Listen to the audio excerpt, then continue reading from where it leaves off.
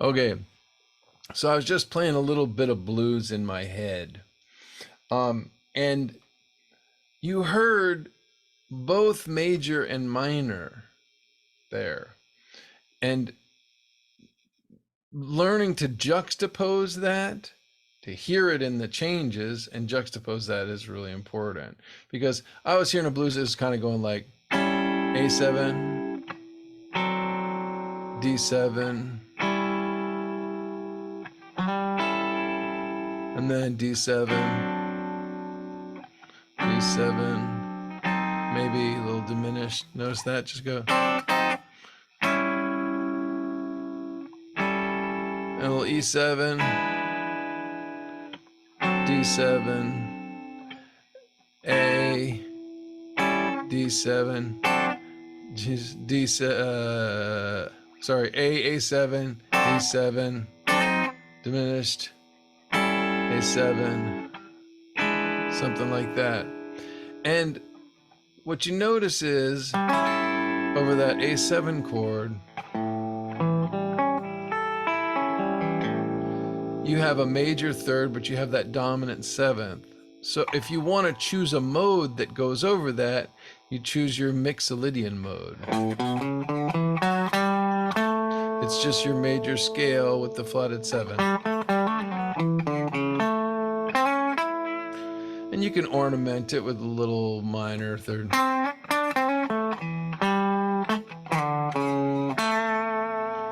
Now, the mixolydian scale and the key, the A mixolydian scale is just a D major scale. That's what it is, but you're hearing it from A to A. You've taken the notes of the D major scale and you've made the A the center of the universe, the sun of that.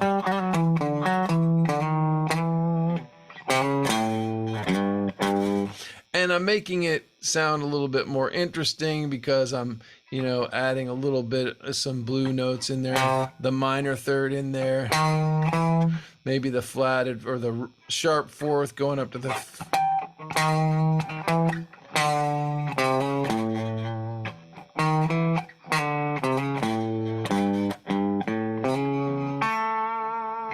right?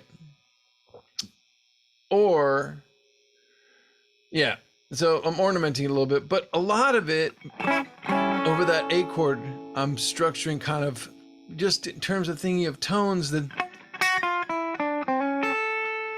come from that mixolydian and then like a little passing tone there.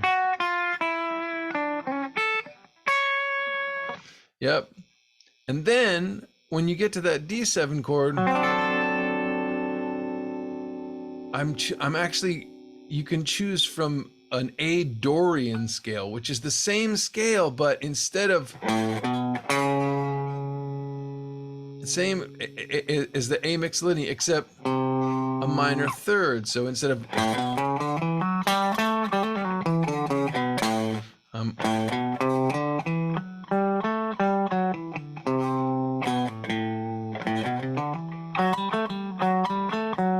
so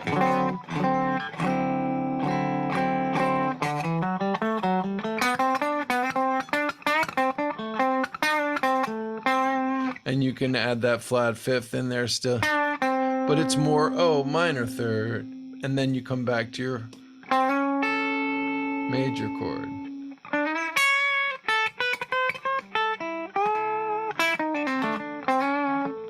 Add some blues scale in there for flavor. And then start thinking about the chords over the 5 chord.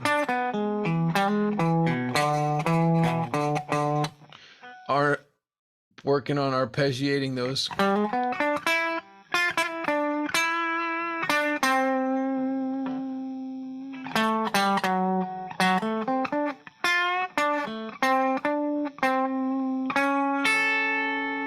And then I started thinking about that A7, D,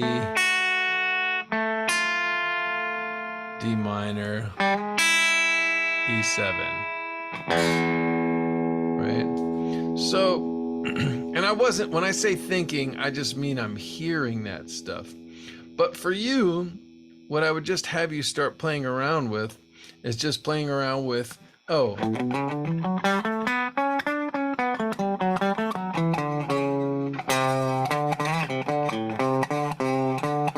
moving between your A mixolydian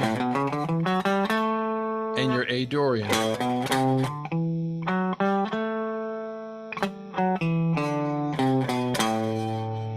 And one thing that's really powerful, because the only difference between these two scales is the minor third. Everything else is the same. It's, mixolydian is 1, 2, 3, 4, 5, 6, flat 7, 1, and Dorian is 1, 2, flat 3, 4, 5, 6, flat 7, 1. And so just look at each octave of them, just like I just did, or because the only difference is the third, just look at the bottom half of this. Hold on a second. Just 1 second. So something really good that you can do to like learn where the samenesses and differences are between this Dorian and mixolydian is just play around with going 1, 2, 3, 4, 5, except go 1, 2, start on your first finger and go 1, 2, 3, 4, 5, and then go 1, 2, flat 3. And I'm just starting on my first finger and seeing how I can go.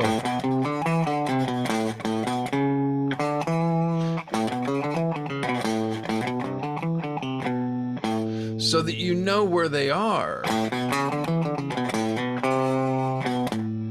And just making that portion, just taking half the chord. It's called a tetrachord, the first 4 notes of a chord, but I'm adding the 5th note. Start on the first finger, then play around with it. Starting on the second finger.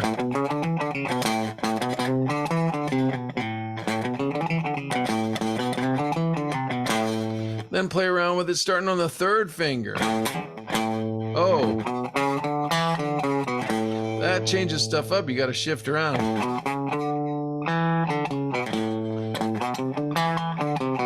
Then you start on the 4th finger.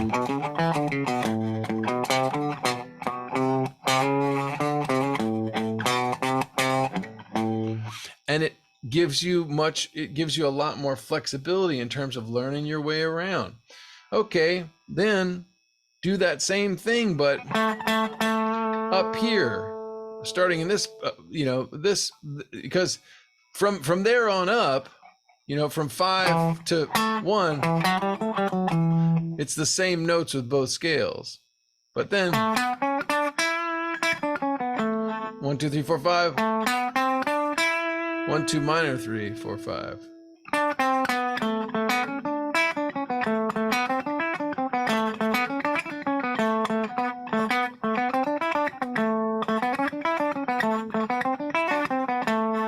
Like so.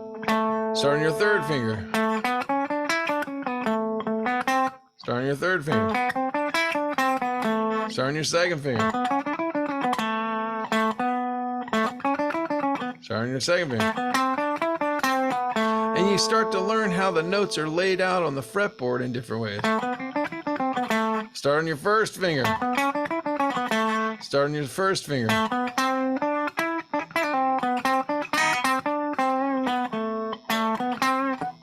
And and then just play around with those combinations and noodle around with them, and you'll start coming up with new and different things, and then bust out your blues backing tracks and see what new stuff you might come up with.